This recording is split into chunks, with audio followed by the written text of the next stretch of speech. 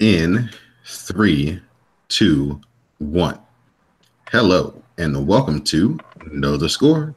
I'm your host, Don Delarente, and I'm joined once again by the Libra icon, Dwayne. What's up, Dwayne? Not much. Another week. Playoffs are in full swing. Let's go.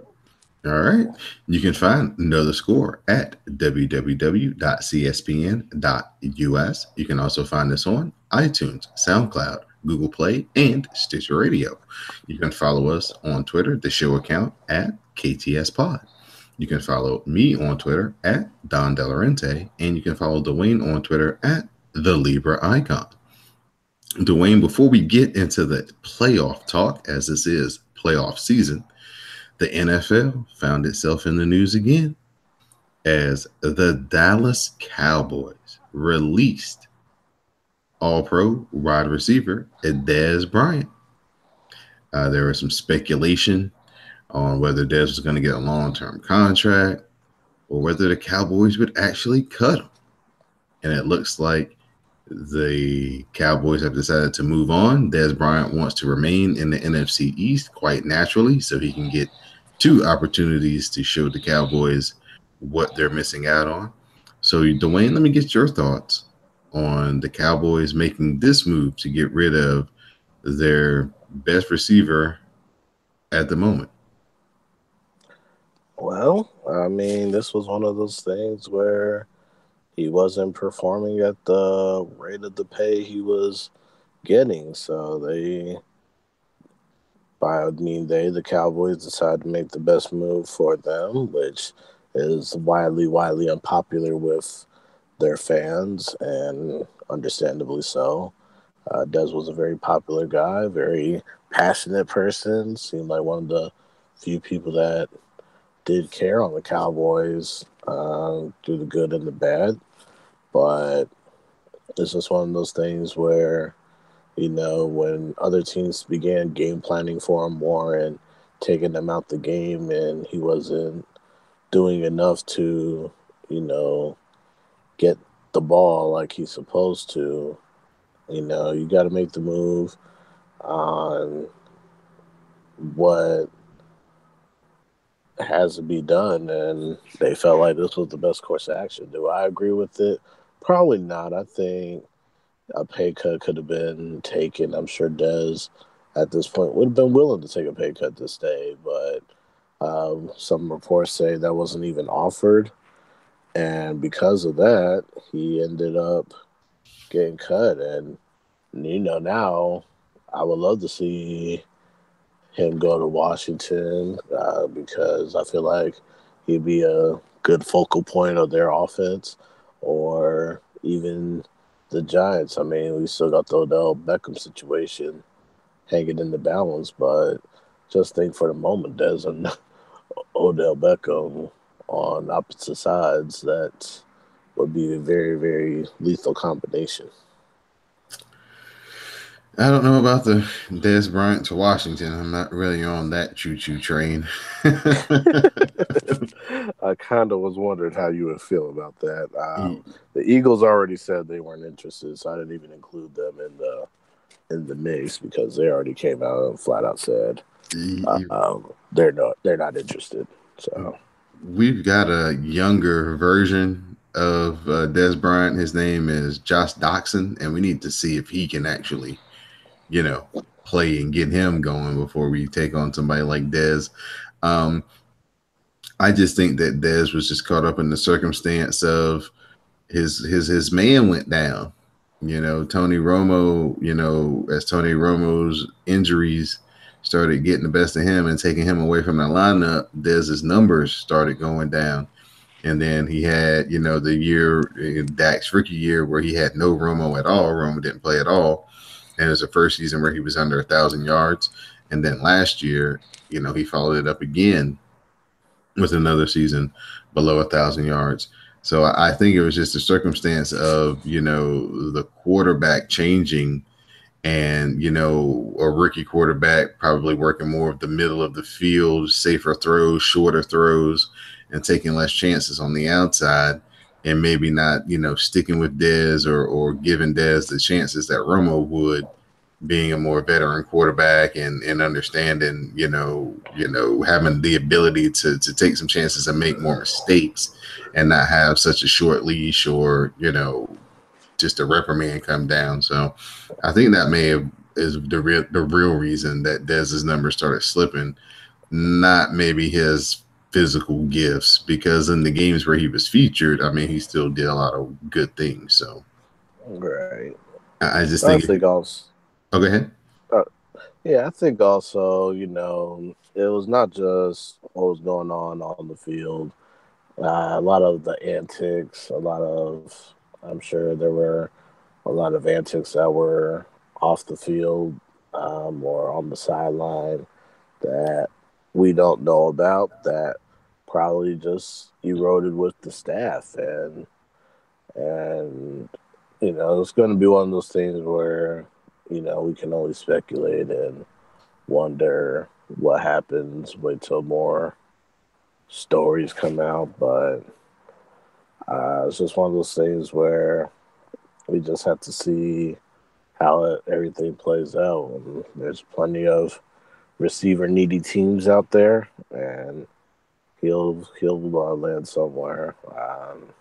Maybe it won't be in the NFC East. Maybe it'll be in the NFC where they do get the Cowboys. So you never know.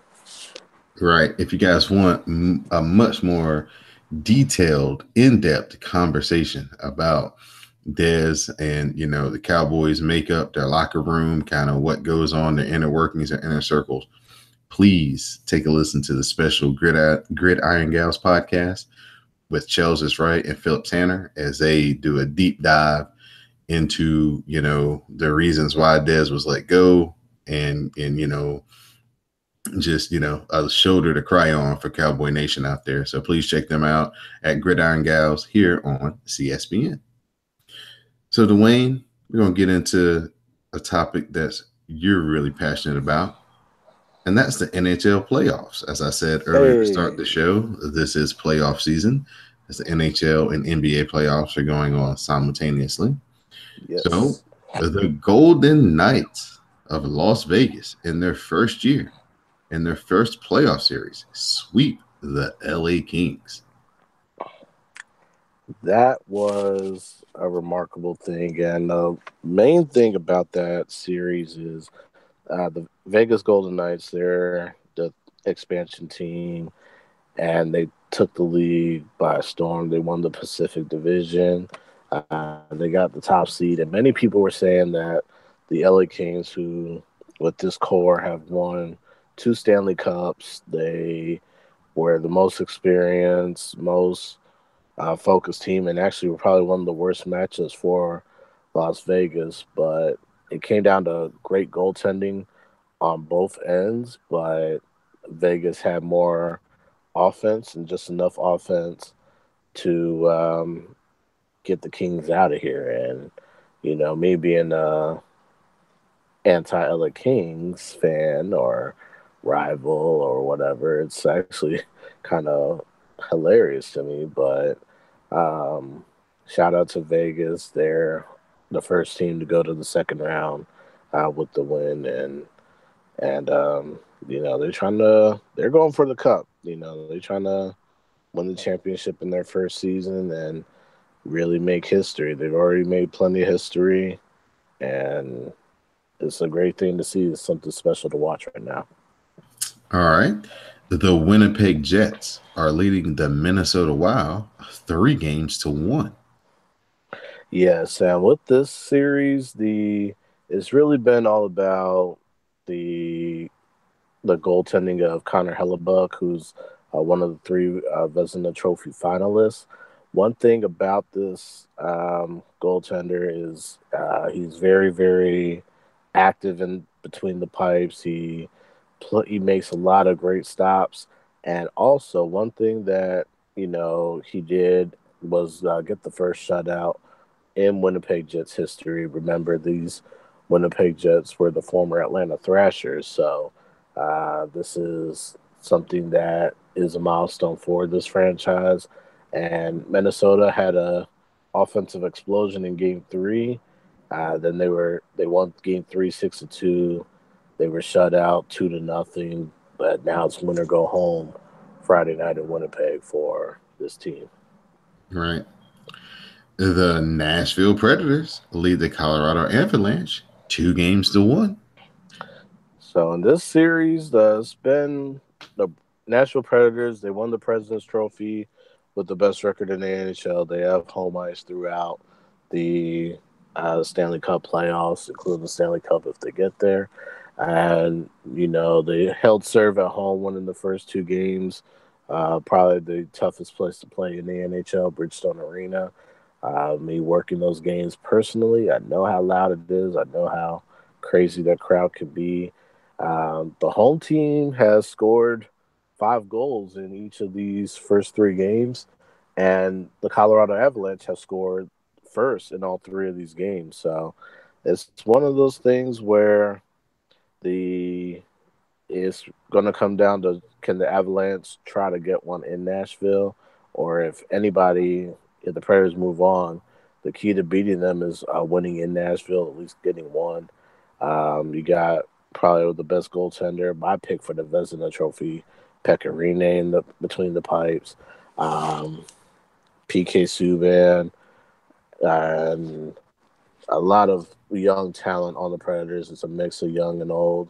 You got the young guns of the Avalanche, McKinnon, Landeskog, Barry, and these guys are really showing that they're hanging in there.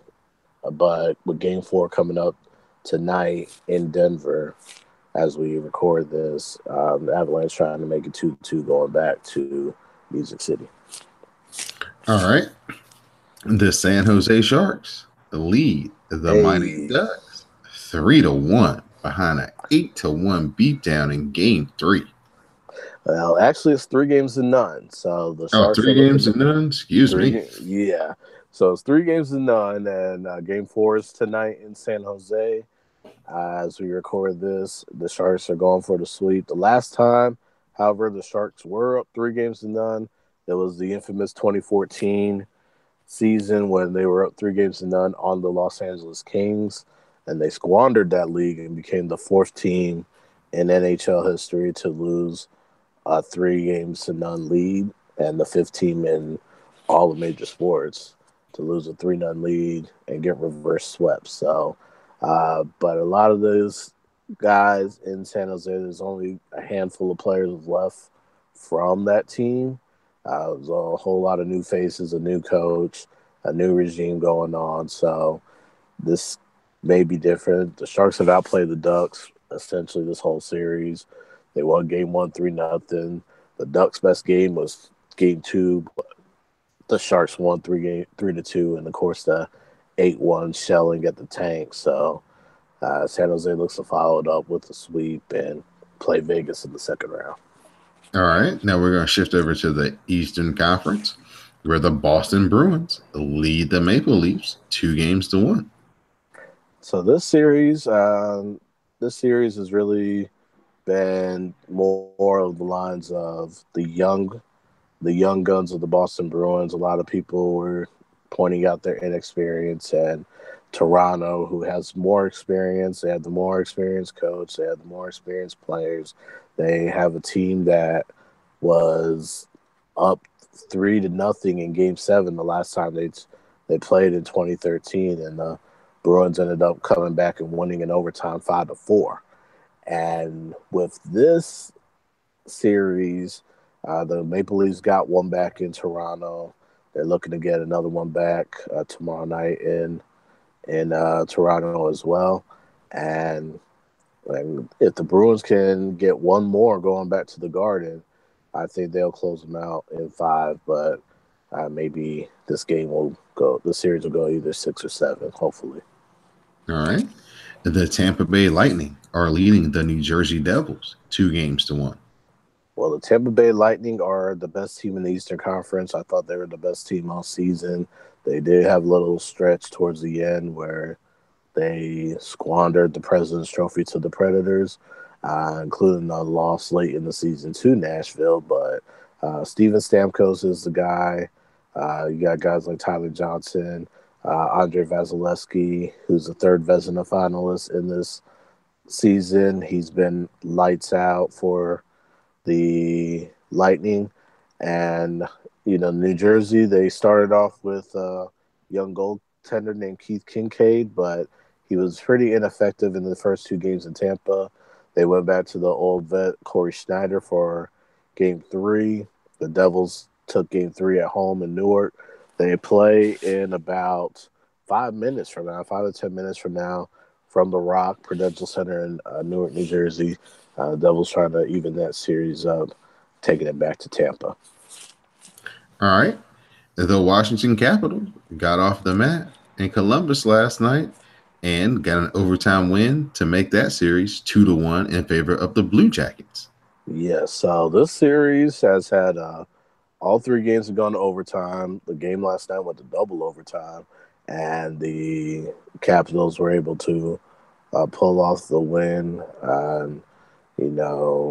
This is a team that, since Alex Ovechkin has been there, he has not got past the second round, and it's probably one of those things now where if they can't even get out the first round, what do you do to this team? Do you blow it up? Do you try to retool? They got rid of one coach who was known for not getting past the first round or the second round, and they replaced him with another coach who is not able to get past the first or the second round. So it's one of those things where what do you do to this team if they lose? Game 4 is Thursday in Columbus. The Blue Jackets will try to fire those cannons and get back to Washington 3-1 and try to close them out there. But the last time the Capitals were down 0-2, they ended up winning the series, but they got ousted by the Pittsburgh Penguins both the last time that happened. So. All right. And the last series in the East, probably the most exciting series in the East that you told us to watch. The Penguins lead the Flyers 2-1. Yes, this has been really a clinic by the Pittsburgh Penguins. In one game, 7-0. The Flyers came back, showed some pride, won game 2, 5-1. Pittsburgh returned the favor in Philadelphia, 5-1. As we record this, game 3 is right now, and the Penguins are up 1-0. So it's one of those series where they are trying. The Flyers are a young team. The Penguins are the 2-time Stanley Cup champions, and this is a fierce rivalry. But I really think that this is more along the line. This is Pittsburgh series to lose. They're trying to go for a three-peat. It's just something about the playoffs that get this team going because they really haven't been all that great this year. Yeah, they really struggled towards the middle of the season after the All-Star break, especially. They went on a little swoon, but they got together here at the end. And like you said, they've been lights out in the playoffs. Absolutely, and I think they will, whoever they get in the second round, whether it's Washington or Columbus, is going to have a tough matchup there. Right. A reminder that this is Know the Score. We are brought to you by CSPN.us. And this week, we are sponsored by the Universal Fan Con. Please, 2 weeks away, y'all. Go sign up, universalfancon.com, to get your ticket information, see who's going to be there. I heard the chairman of the CSPN is going to be there. I heard Deasia Ali from the Bad and Boozy podcast is going to be there. And, of course, the price of admission to get a hug from Mel, a.k.a. Beauty Jackson. So please, please, please support, go show love to universalfancon.com for all your tickets, information. Have a great weekend up in Baltimore, the 27th through the 29th, and meet some of your favorite podcasters along the way. So, Dwayne, we're going to shift into the NBA playoffs. As the playoffs got started on Saturday afternoon, as the Warriors defeated the Spurs 113-92 behind Klay Thompson, 27 points on 11 of 13 shooting in game one. Then the Warriors followed that up with a win in game two, 116 to 101, behind 32 points from Kevin Durant and another 31 from the hot shooting Klay Thompson. So it looks like there's no rest for Klay Thompson.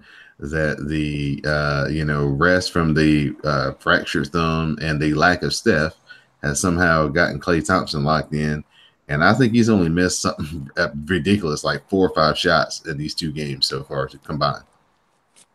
Yeah, he's been scorching hot, to put it mildly, and I think Draymond Green said it best. I think people forgot who these guys are, and they're showing that, they are still here. They are healthy. They are not going anywhere. The title still goes through Oakland, but they're beating up a Spurs team who has a lot of issues with their superstar right now. They also have a lot of, they look old and sluggish, and it's just tough. I mean, we'll see how they respond in game three. LaMarcus Aldridge is doing all that he can do. Rudy Gay has been effective, but, not enough to slow down these Golden State Warriors. And without Kawhi Leonard with the mixed diagnosis and the gigantic rift between him and the Spurs, it's pretty ugly at this point. And I think it's just one of those things that are just got to put this team out to pasture and move forward and get this cloud removed over the heads of the Spurs organization, which is a very rare case.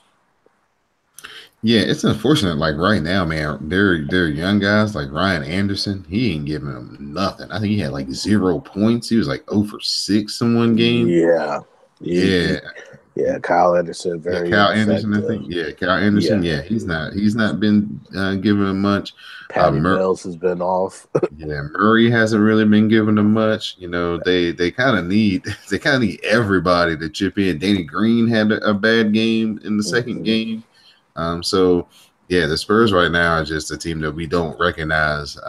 They're just, like you said, just in total disarray compared to what they usually bring into the playoffs as far as scoring punch and consistent defensive play prowess. Yeah, right. So a lot of things going on there.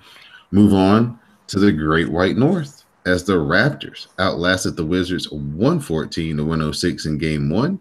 Serge Ibaka scored 23 to pace the Raptors. John Wall had 23 points and 15 assists in the losing effort. The Raptors then used a huge first half and a playoff career high 37 from DeMar DeRozan to win game two 130 to 119.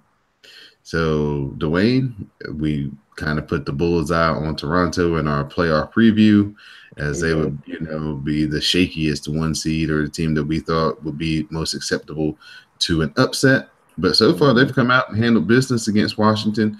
Washington does not start these basketball games off very well, and it's kind of like they're in chase down mode for the whole game.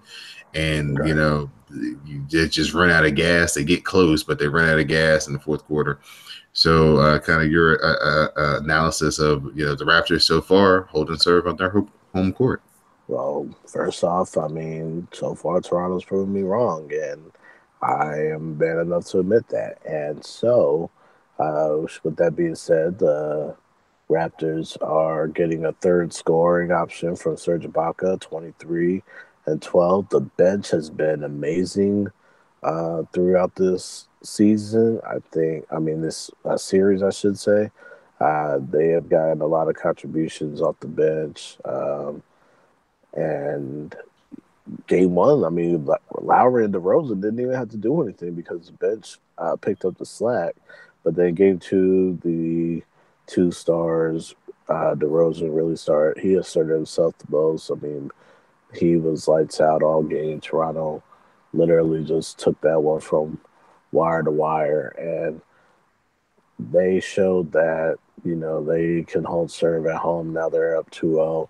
DeRozan did say it best that, we got to win on their floor because they're going to come out. It's going to be a different environment. So I think once it's always the series doesn't start until the road team wins a game. So we will see how the Raptors do in game 3 in Washington this weekend. All right. The Philadelphia 76ers. They used a fantastic display from behind the three-point line in game 1, going 18 from 28. And they got 17 points, 14 assists, and 9 rebounds from rookie Ben Simmons to blow out the Miami Heat 130 to 103. But in game 2, Dwayne Wade turned back the clock and scored 28 points as the Heat came out victorious 113 to 103. Funny story about game 1. I was getting ready to go out, and I peeped the score. The Heat were up by like 9 points, looked to be pretty much in control, kind of like midway through the third quarter. So I get to where I'm going, and I look back at the television, and we're midway through the fourth quarter, and the 76ers have like a 15-point lead. And I'm like, what in the world just happened? And then I looked at the box score the next day and saw that 3-point percentage and was like, oh, they got hot. Yeah, extremely hot. And one thing I can say is this Sixers team is just fun to watch. Like they run, they shoot, they play defense, and if this is what we had to wait 3 or 4 or 5 years to see this result, then it was worth the process. And kudos to the Sixers organization. They stayed the course. They stayed when they got a new regime to come in. The Colangelos could have easily dismantled what was going on. They stuck out with what was happening.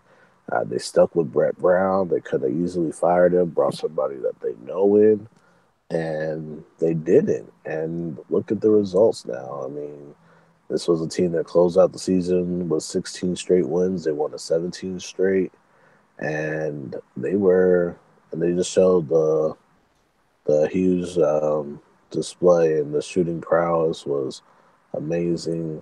And it was just on to game 2 from that point. And we saw vintage Wade in game 2, and we saw what happens when Kevin Hart gets in your ear. Right? And now with the fact that the series is tied at 1, I'm hoping this becomes one of the more entertaining series as it goes back to Miami, and we just see what happens from there. There's so many subplots. Yeah, we're expecting Joel Embiid to maybe come back for game 3. So that He's doubtful. Oh, he's still doubtful. Okay. Yeah. I know he's getting frustrated with the missing these playoff games. So hopefully he can get in this first round before it gets decided. But that'll just be one more cog in the wheel for the 76ers. So right. But hopefully he can get in and make a difference, because I know he's getting restless sitting over there in those suits. Absolutely. Next up, the New Orleans Pelicans held on down the stretch to defeat the Blazers 97 to 95 in game 1. Anthony Davis scored 35 points and had 14 rebounds and 4 blocks in his first ever playoff game. In game 2, Drew Holiday set a career playoff high with 33 points as the Pelicans used their huge third quarter to defeat the Blazers 111 to 102. This is a series that a lot of people, was kind of a question mark. They didn't know how the Pelicans would perform Anthony Davis's first run in the playoffs, but they've come out, stole 2 games on the road. And a lot of people are thinking that this may be a sweep as the Pelicans head back home for game 3 and 4. Dwayne, your thoughts? Well, with the way people in New Orleans are acting, they're acting like this series is over and it will be a sweep. And I just think that, we just need to let these games play out. And if Dame Lillard is going to be the guy that he expects to be, he wants to be, what he should be. He needs to show it now because he was running a milk cart in the game two. Um, Drew Holiday scorched him on defense. He wouldn't even try to play Rajon Rondo on defense because every time he played Rondo would just go right by him. So it's one of those situations now where we got to see what Portland brings in game three, how desperate they are, and if they really want to show us that they want to be that team because right now they're not showing it whatsoever. And hats off to the Pelicans. They're doing what they need to do to win, and now they're going home. Smoothie King Center is going to be pretty rocking now. I think the city is getting on with this team now. And I think once you get the attention of New Orleans on the sports scene, if you can sustain that attention, you got a raucous crowd that's coming in games 3 and 4, and Portland may be swept out the playoffs. If Portland does get swept out of these playoffs, do you think it's time for them to move on from Dame Lillard and try to, they've done this like 7 years now. The last, I think, 3 years, I don't think they've made it out of the first round or they hadn't got past the second round in the playoffs.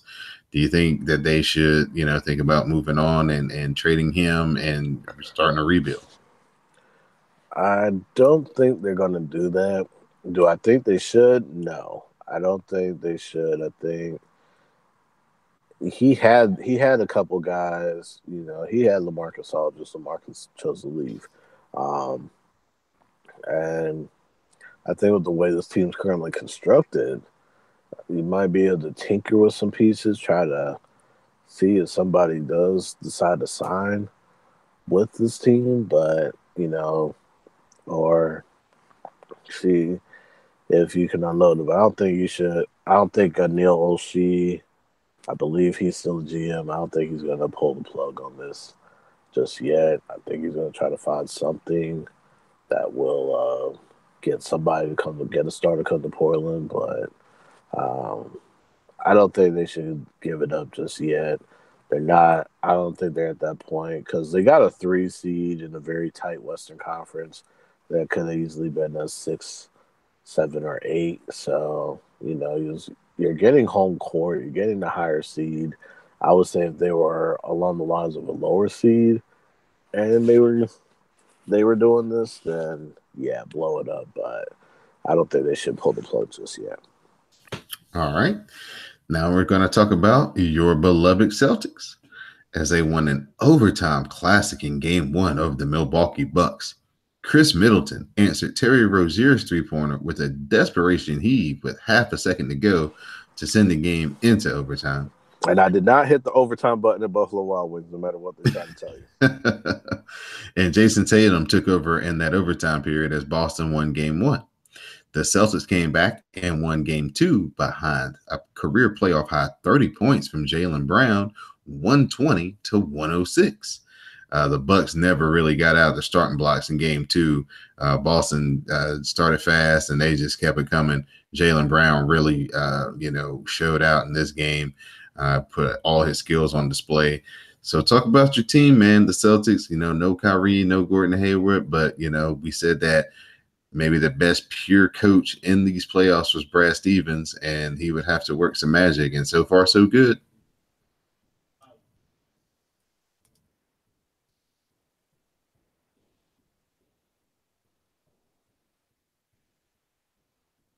You're on mute, Dwayne, still.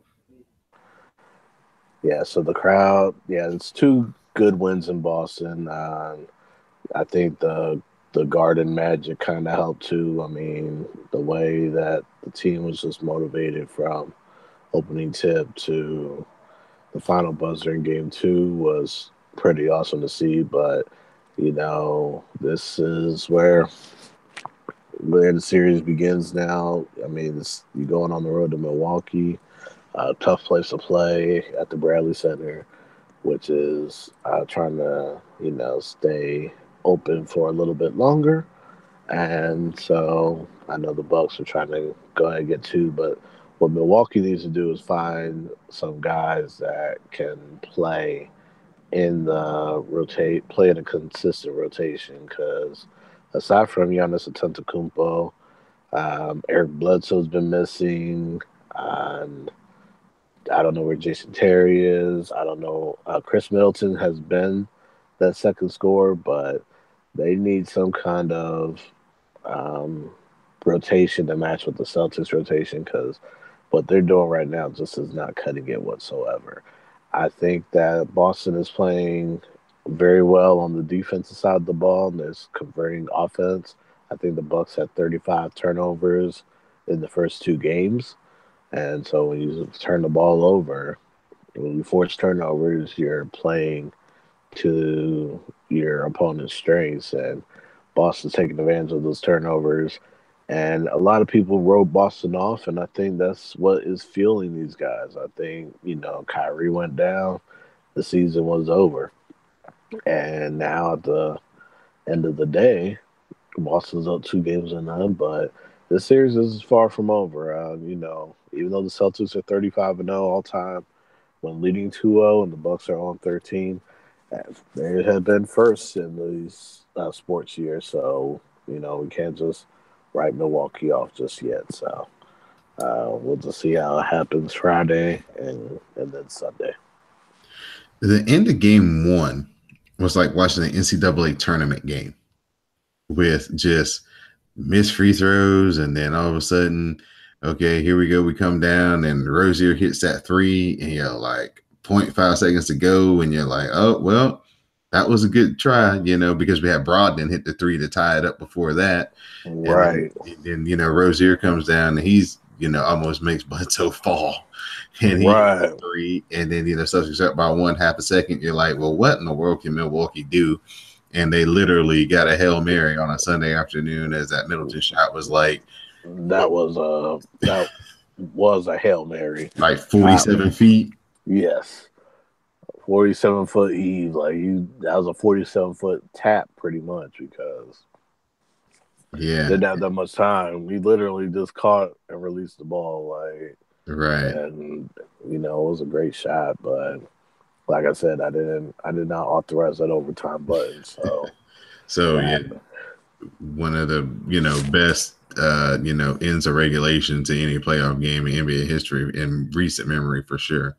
So yeah, just shout out to the Celtics. I thought they were being big trouble with no Kyrie, but you told us that Rozier was good money, and so far so good. Scary Terry. So it's funny how Eric Bledsoe said he doesn't know who the F Terry Rozier is, and we'll see how games 3 play out. We'll see how I think Rozier is going to be motivated as bulletin board material. So we'll go from there. The Indiana Pacers ran the Cavaliers off their home court 98-80 behind Victor Oladipo's 32 points. The Pacers handed LeBron James his first ever loss in the opening round of the playoffs. What a stat.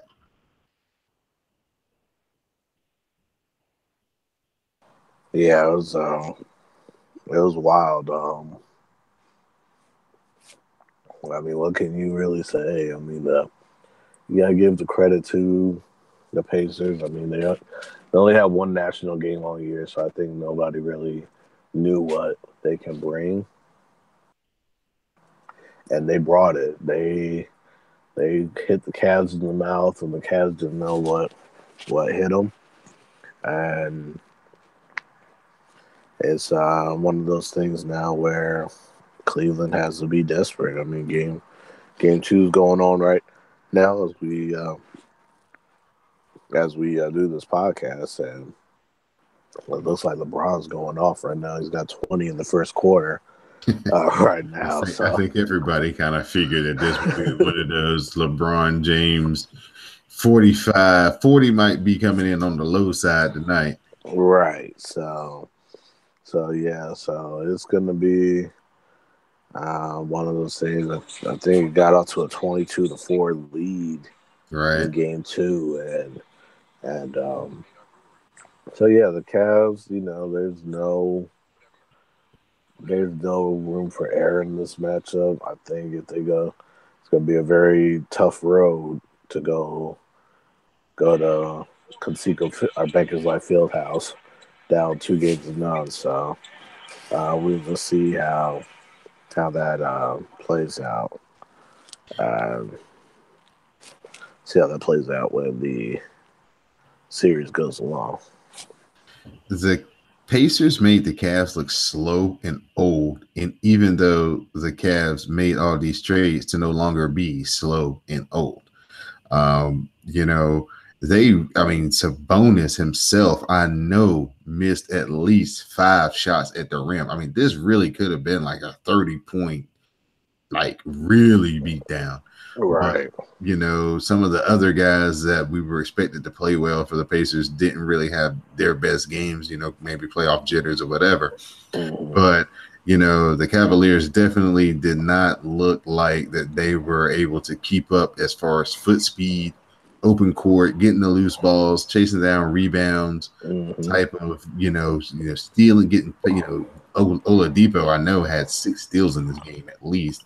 So Right. just everything that had to do with speed and tempo was definitely in the Pacers' favor in that first game, Yeah, and and that's how they beat them the 2 times in the regular season. I mean, it's like we said in the previous show. This is no slouch of an Indiana team.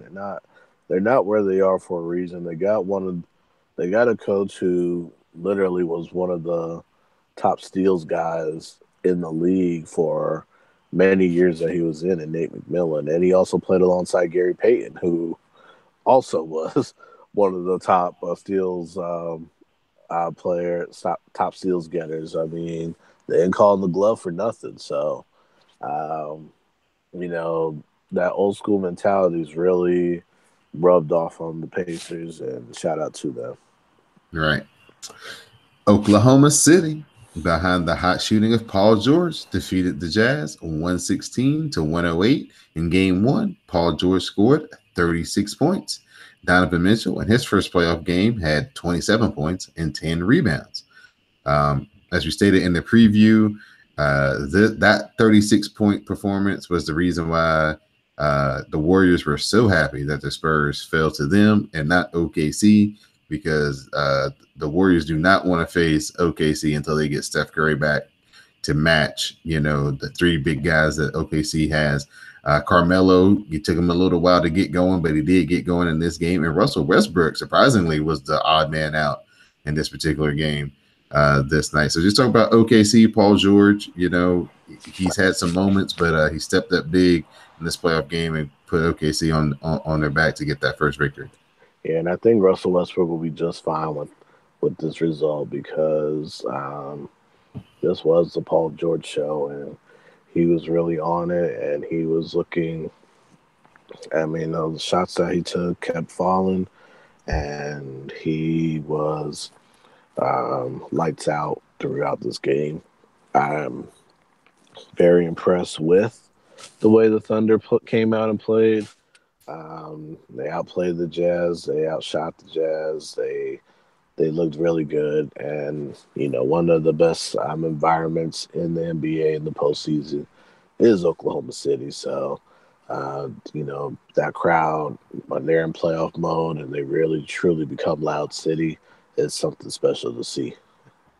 Yeah, Engel did not have a very good game, and so Donovan Mitchell was kind of out there by himself a little bit compared to what he usually gets some, help. They did a good job on keeping Gobert off of the offensive backboard. Mm-hmm. So Donovan Mitchell was kind of a one-man band out there in game one. But Right. we'll see kind of what how Quinn Snyder adjusts in game two, and maybe he can get some more of his guys involved, and maybe Mitchell not have to carry so much of the load.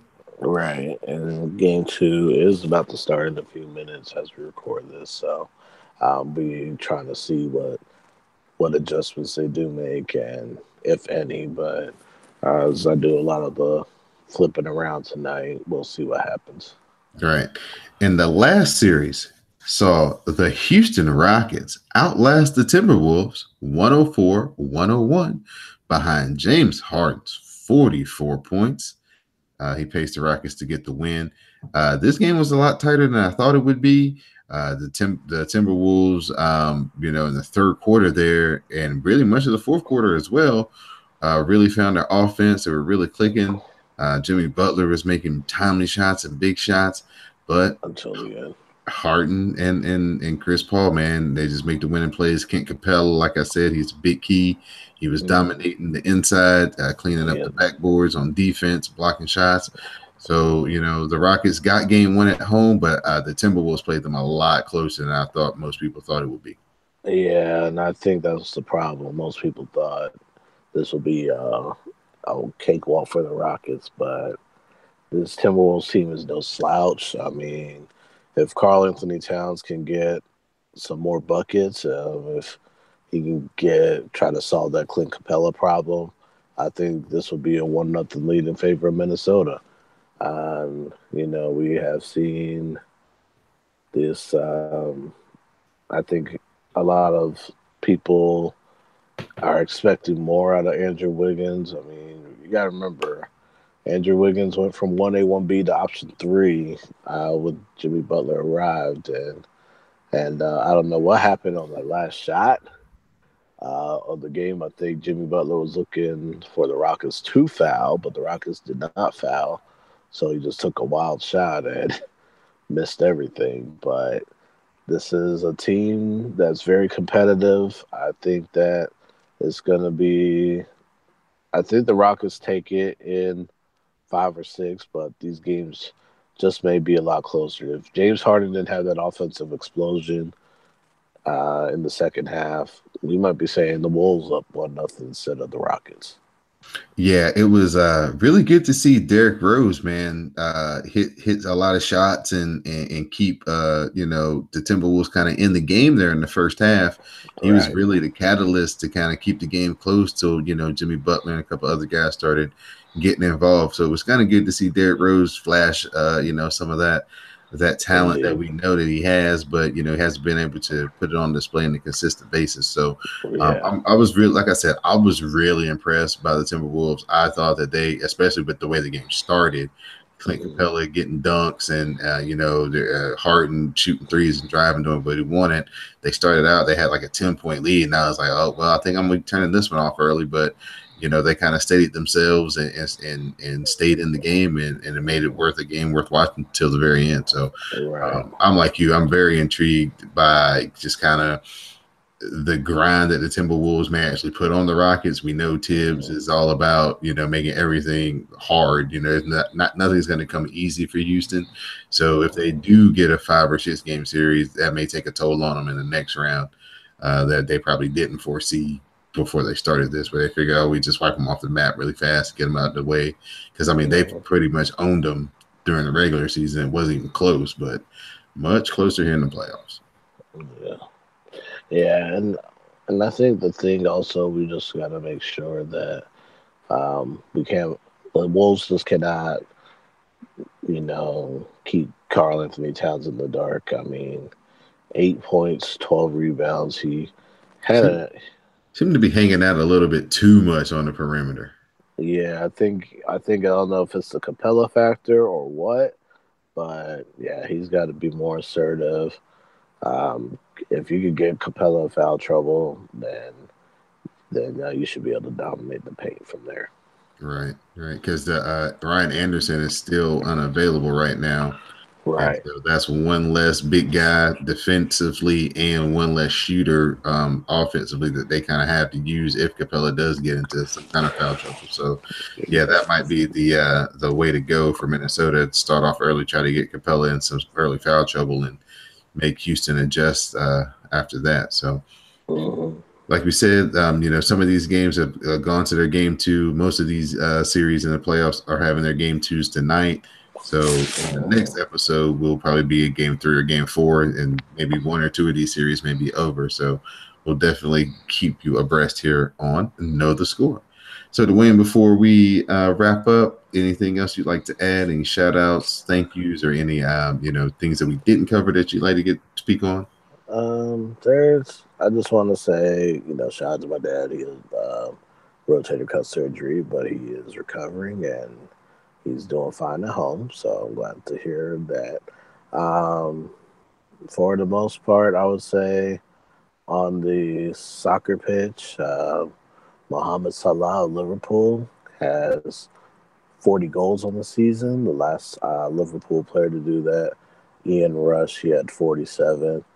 With Liverpool still having the Premier League schedule left, along with they're in the Final Four in the Champions League. They got the semifinal against Salah's old club, AS Roma, who miraculously came back and beat Barcelona, and probably one of the gigantic upsets of the soccer world. Barcelona was up 3-0, and Roma had actually they're up 3-1. Roma had an away goal, and they actually came back and won on the away goal aggregate. The aggregate was 4-4. Roma came back and won, so probably pulled off the biggest upset because we were expecting Ronaldo and Messi part 80 million for the Champions League title, but we're not getting that this year. All right. I'd like to give a big tip of the cap to my man, Daryl Bubba Wallace Jr., who led a few laps this weekend in Bristol as he put the iconic 43 car, but the red and blue color scheme to the front for a bunch of laps there on Monday as the race got rained out on Sunday. And Twitter responded accordingly, and everybody was proud to see, Bubba running well. Cautions and some circumstances had him finishing just out of the top 10. He was 15th, but another good run for Bubba Wallace. And I can't wait to show up in Richmond and see him live and in person this weekend. I'm looking forward to it. Give a big shout out to Miss Deja Gilliam for the hookup. Gonna have hot passes, so we're gonna be in the pits. We're gonna be like up close and personal this weekend. So looking forward to heading up to Richmond and checking out some NASCAR in person. So if you follow me on Twitter, Instagram, know the score. The last time I was at Richmond, the cell phone service was a little iffy, so it may be later that night or the next day, but there should be lots of videos and pictures of the race day up on my social media. So I'm looking very much forward to hanging out and watching some NASCAR this weekend. So big shout out to Bubba Wallace and the 43 team that led a bunch of laps this past Monday and showing that, he does belong in the sport. So for my co-host, the Libra Icon, I'm Don Del Rente, and now you know the score.